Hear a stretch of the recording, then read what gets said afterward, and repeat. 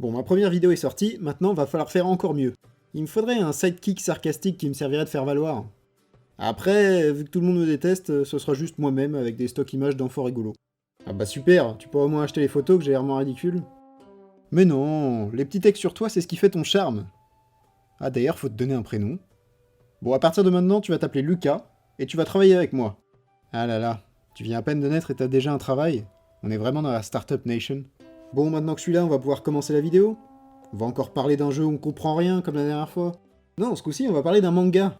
Le projet, c'est de faire un cycle de vidéos où je parle d'un jeu, puis d'un manga, et je finis par un peu ce que je veux, séries, films, chaîne YouTube, etc.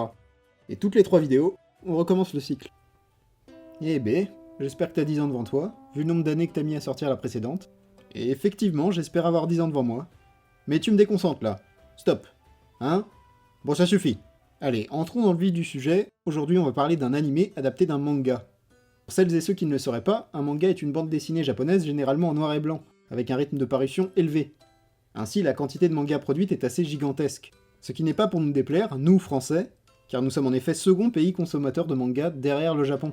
T'as pas dit que tu voulais entrer dans le vif du sujet? Parce que là, t'es encore en train de nous définir des termes dont tout le monde se fout. Écoute, faut savoir un peu de quoi on parle. Les mangas et les animés, c'est indissociable. Les animés étant en grande majorité des adaptations de mangas. Pour le sujet du jour, je vais me baser sur l'adaptation animée, car c'est plus agréable à regarder. Ouais, et puis les japonais, leurs mangas, ils les écrivent à l'envers. On comprend rien au sens de lecture. J'aime pas trop la direction que tu prends, Lucas. Tu viens à peine d'apparaître et t'es déjà à faire des remarques à ses limites. Si ça continue, ça va pas pouvoir continuer. Je reprends. Les animés sont des dessins animés produits au Japon, et dont le style graphique se distingue de l'animation occidentale à travers plusieurs aspects. Il y a par exemple la forme des visages, ou encore l'animation en 2D, de plus en plus abandonnée par les studios d'animation occidentaux. Quand on parle d'animé, on pense en général à des épisodes de 20 minutes regroupés en saisons, même si, il faut le dire, ce sont les films des studios Ghibli qui ont permis à l'animation japonaise d'obtenir une reconnaissance internationale. Cependant, les animés ont généralement plus le format de dessin animé, qu'on pourrait retrouver sur Gulli ou Kanaji, comme les Totally Spies. C'est un exemple étrange, mais effectivement, comme les Totally Spies. Vous connaissez sans doute certains noms d'animés, comme Naruto, One Piece ou Dragon Ball. Cependant, ils appartiennent tous au même genre, le shonen neketsu. Et à tes souhaits! Je ne relèverai pas. Comme vous l'imaginez, les genres d'animés sont nombreux. Bon, je pourrais vous faire une liste, mais ça durerait des heures. Donc on va se concentrer sur ce qui nous intéresse aujourd'hui, la comédie romantique. Mais c'est pas un genre d'animé ça, c'est des films nuls avec Virginie Efira. Effectivement, les genres cinématographiques et les genres d'animé se recoupent sur plusieurs points. Mais comme pour les films, il est difficile de le limiter à un seul genre. Ainsi, l'animé qui nous intéresse peut aussi être défini comme un seinen, un animé dirigé à un public mature, souvent des adultes, ou un school life, etc. Et cet animé c'est... Kaguya-sama, Love is War. Eh, pas mal, plus de 3 minutes de vidéo avant que tu nous parles de ce qui nous intéresse vraiment. Kaguya-sama Love is War, ou Kaguya-sama wa Kokurasetai Tensei Itachi no Renai Zuno-sen, bon, on va rester sur Love is War, est une adaptation du manga éponyme, diffusé depuis 2019. Vous pouvez regarder les 2 premières saisons sorties à ce jour sur Wakanim gratuitement et légalement, en japonais sous-titré français. Si le fait que je vous dise que c'est un de mes animés préférés vous suffit, vous pouvez aller voir la série tout de suite, et revenir voir le reste de la vidéo une fois que c'est fait. Pour les autres, accrochez-vous à vos sièges, la vidéo va décoller. Notre animé se déroule dans le lycée japonais Shunshin, de nos jours, et a pour personnages principaux 4 membres du bureau des élèves, ou BDE du lycée. Notre premier personnage est la vice-présidente du BDE Kaguya Shinomiya, l'héroïne de notre histoire qui donne son nom à la série. Une histoire d'amour a souvent 2 protagonistes, et Kaguya est la première de nos 2 combattants de l'amour. Fille d'un richissime dirigeant d'une Zaibatsu, conglomérat en français, elle excelle dans tous les domaines. Elle peut être manipulatrice, et parfois terrifiante dans son attitude, cette dernière ayant grandi dans un milieu où les luttes de pouvoir et d'influence étaient monnaie courante. D'une certaine manière, elle est un produit de l'environnement où elle a grandi. D'apparence froide et solitaire, la naissance de ses sentiments pour notre second protagoniste perce peu à peu la carapace que son environnement avait façonnée. Et celui qui fait chavirer le cœur de Kaguya n'est autre que Miyuki Shirogane. Il est le président du bureau des élèves de Shunshin, un poste prestigieux qui le place au sommet de l'école. Une place qu'il n'a pas acquis par sa naissance, mais bien par son travail acharné, qui peut parfois frôler l'obsession. Cependant, il n'est pas complètement reclus dans ses études, il demeure attentionné quant à ses proches, et est prêt à aider quiconque est dans le besoin. Notre troisième personnage est la secrétaire du BDE, Shika Fujiwara. Elle est... énergique. Toujours un sourire aux lèvres et toujours prête à suggérer un jeu étrange, c'est une droguée à la vie, très imprévisible et excentrique. avec un comportement plus proche d'un enfant que d'un adulte. Elle reste toutefois une amie précieuse pour les gens autour d'elle, et dispose de nombreux talents, parfois insoupçonnés. Le 4e membre du bureau des élèves est plus mystérieux. Il n'est en effet qu'évoqué durant les 6 premiers épisodes de la série, et cette apparition tardive correspond plutôt bien à son caractère. Yu Ishigami est un garçon discret et solitaire, il est le seul du bureau à n'être qu'en première année de lycée, là où tous les autres sont en 2e année. Il a beau toujours avoir été célibataire, il a un avis tranché sur les relations amoureuses. Il joue beaucoup aux jeux vidéo, et est un peu la figure classique de l'otaku ténébreux. Il semble cependant ne pas être apprécié des élèves de sa promotion, du fait d'erreurs qu'il aurait fait au collège. Si la série comporte d'autres personnages, la majorité des interactions se feront entre ces 4-là, voire même qu'entre Kaguya et Miyuki. On va tout de même présenter quelques personnages secondaires qui prendront de l'importance dans la suite de la série. La série dispose d'un narrateur, qui, sans être véritablement un personnage à part entière de la série, commentera les actions de nos personnages, tout en délivrant des informations annexes, et ne manquera pas d'annoncer le résultat des joutes psychologiques entre nos personnages à chaque fin de scène. On a ensuite Ai Ayasaka, la servante de Kaguya. Attends, une servante Kaguya? Et pourquoi elle est habillée en soubrette? C'est culturel, fais pas attention. Ayasaka, donc, éternelle confidente de Kaguya. Elle affiche une personnalité plutôt sérieuse, bien que souvent malicieuse, se moquant de sa maîtresse et de ses déboires amoureux. Elle se rend également au lycée sous couverture, afin de garder un œil sur Kaguya.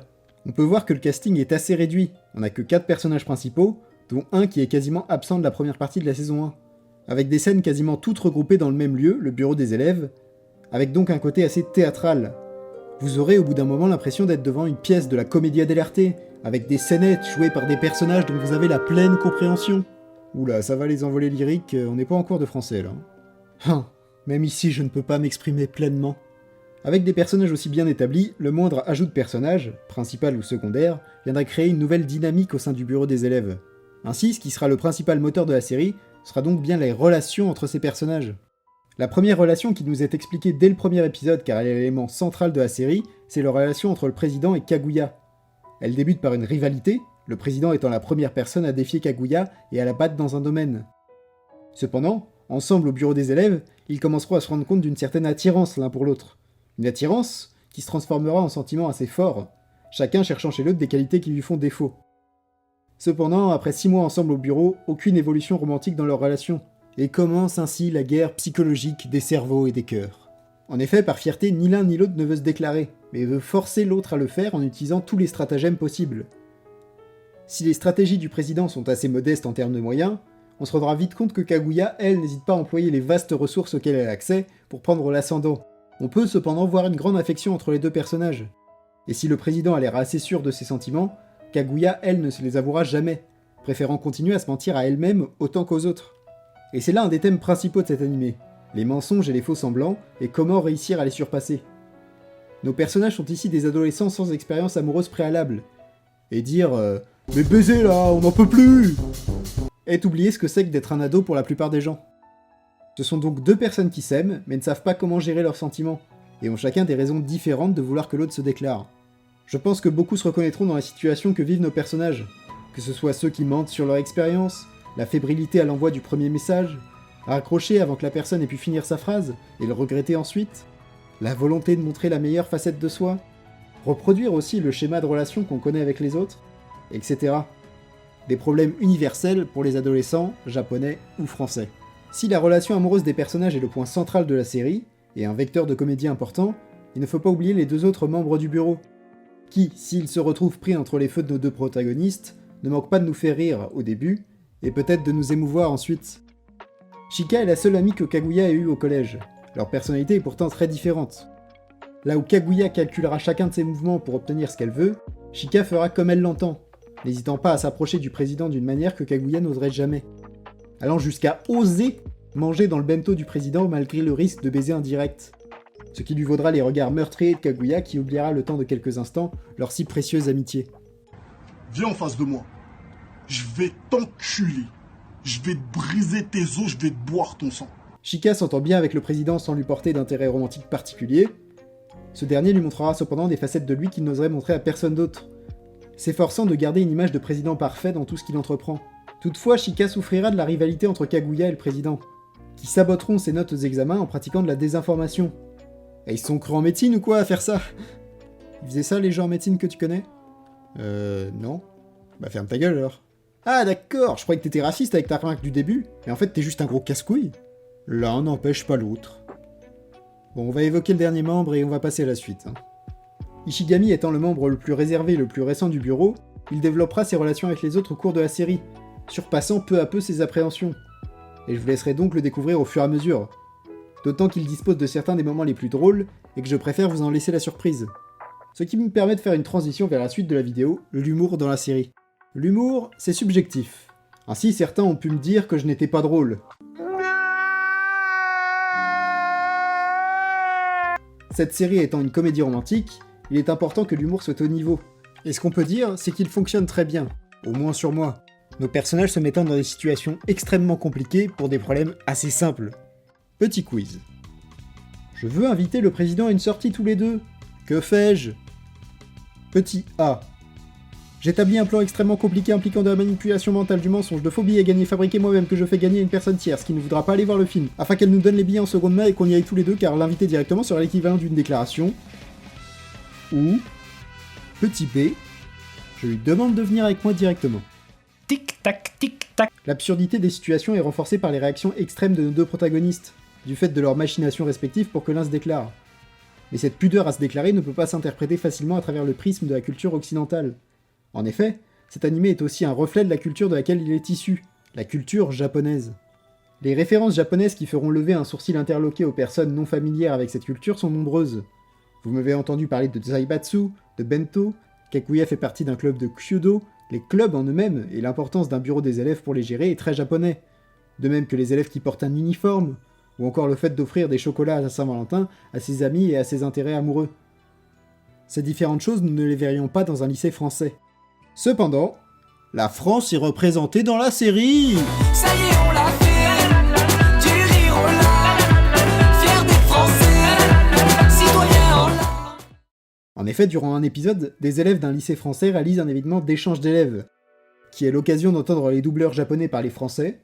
Commentarez-vous, mademoiselle? Je m'appelle Miyuki Shirogane. C'est nous qui vous remercions d'être venus d'aussi loin.